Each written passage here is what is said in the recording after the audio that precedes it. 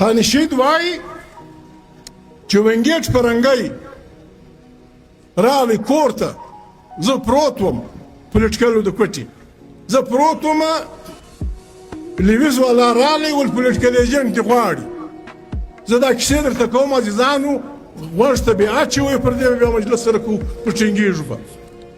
چې ورغلم تحصیلدار ولاړو، یو کرسۍ پرته وه، ول بله کرسۍ راوړه. چې راوړه و ما ته وویل چې ما نوم وینګیټ دی، زه فرنګی یم، زه چې ځوان وم ما زموږ ملک ډېر پر مخ تللی دی، ما سوشلیزم غوښت چې زموږ ملک نور پر مخ ولاړ سي. تا چې د ماجد کوم مجلس کړی دی په دې زه نه خطا وځم. زه په خپله د سیاسي کورنۍ یم او ستا ښه پوښتنه ما کړې ده. ته په بټیش بلوچستان کې سیاست کول غواړې او زما هم د فرنګي په حیثیت چې زه دلې وای ما به هم دا کار کول، ته چې کوې. لیکن زه دلته د پولیټیکل ایجنټ په معنا ذمهواریانې لرم.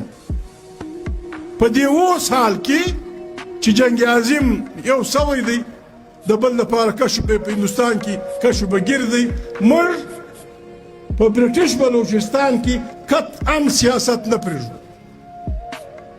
ول ما ورته ویلې چې زه نور څه غواړم، خو اصلاحات به غواړم چې دا صوبه چې د ګورنر صوبه سي. ده ول ما تا ته وویل موږ دلته سیاست نه پرېږدو، خوښه ستا ده، که دا لار پرېږدې او که دا کار کوې. ول ما ورته وویلې چې زه دا څنګه پرېښودم چې ته وایې چې دا روا کار دی. ول ده چې نه یې پرېږدې نو موږ مجبوره یو تا به بندي کوو. بیا یې وخندل، ول زه به دې نه بندي کوم، ستا د کام په خلکو به دې بندي کوم. ول ما ورته وویل زه تا هم مجبوره بولم، هغه خواران هم مجبوره بولم، ځان هم مجبوره بولم. ول ده راته وویل نو ویل ډن عبدالصمد د خدای په امان. به زه را رئیس وم او د سیاست ژوند روان شو.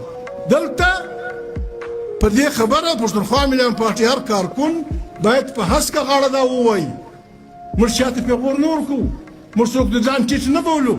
دا باید په هسکه غاړه ووایي چې دلته د ضد امپریالیزم، ضد فیوډالي نوابي او جمهوري سیاست زړی خان شهید عبدالصمد خان یخی دی، دا کارکنان به یې ساتي.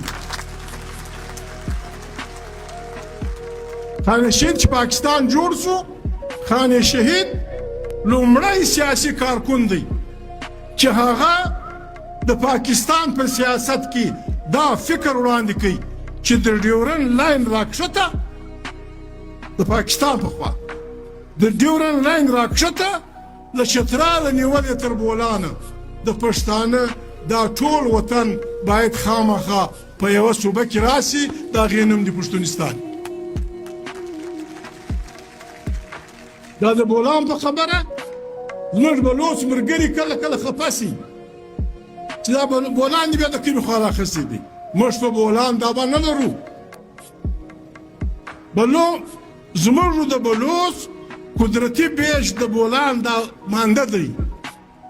بیا چې ون یونټ جوړ سو، خان شهید زه نن کیسې درته کوم، وخت وایي انشاءالله. له بده مرغه چې د پاکستان بعد خان شهید ورور پښتون جوړ کړي، د ورور پښتون خبره دغه وه چې موږ انسان بولو. موږ د هیڅ انسان څخه پر دې بنیاد کرکه نه کوو چې دی کومه ژبه وایي. موږ ټول انسانیت د بابا آدم علیه السلام او د حوا نه بچي بولو. موږ د انسان قدر کوو.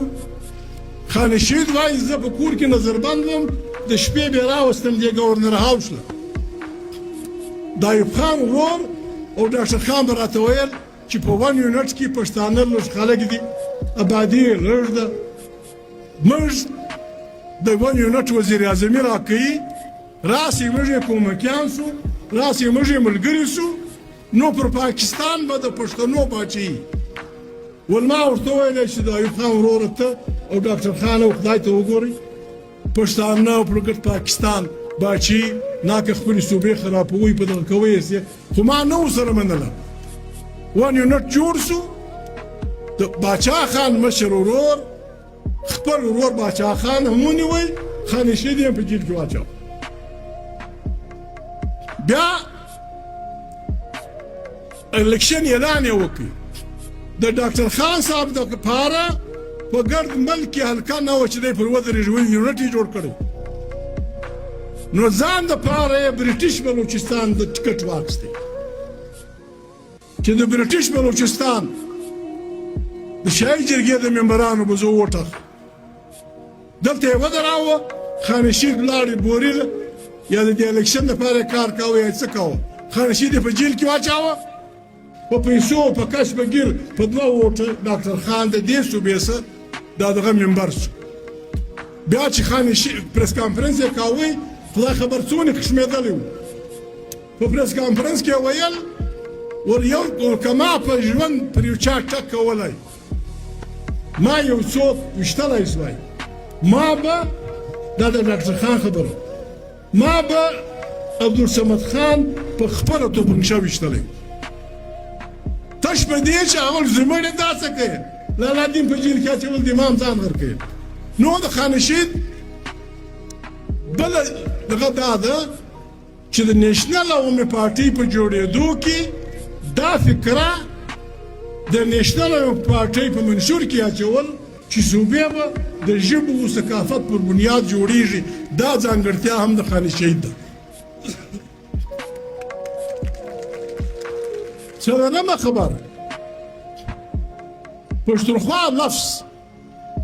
پښتونخوا لفظ یو وار خوشحال خان استعمال کړی دی بیا په سیاست کې چې خان شهید د خپلو ملګرو سره بېهیلې سو او جنجالا سو نو یې په لومړي ځل پښتونخوا ټکی د سیاست و میدان ته داسې واچاوه چې زما د پارټۍ نوم به وي نیشنل عوامي پارټۍ په بریکټ کې پښتونخوا چې ګوازه د خپلې پارټۍ سره پر دا خوا به دی څه وایم پر پښتونخوا سوال باندې زما پارټۍ وضاحت نه لري پښتون نه یو کوي